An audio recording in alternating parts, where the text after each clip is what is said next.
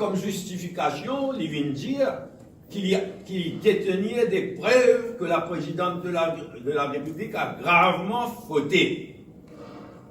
Il dit, il expresse supplie, il dit qu'il y a des preuves extrêmement graves contre elle.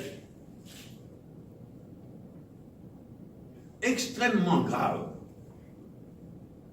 Ah ben la question, c'est qu'il aussi vient pas le sauver, encore une fois.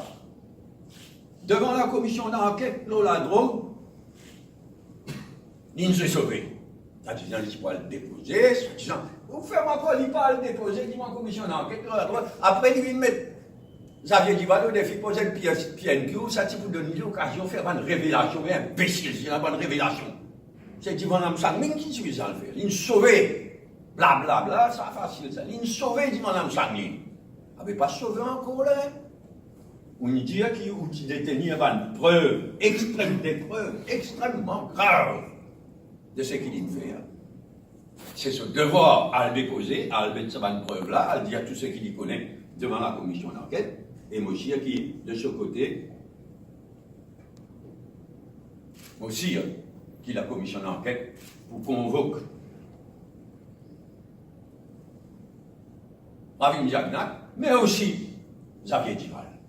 Vous faites toute la lumière dans sa fameuse journée du 16, et qui amène un président de la République à violer la Constitution. Mais une chose qui déjà établie, c'est la lâcheté d'Evan Colin Davelou dans tout ça l'épisode. Il n'y a plus grand lâche. Il y a plus qui me fait preuve de lâcheté.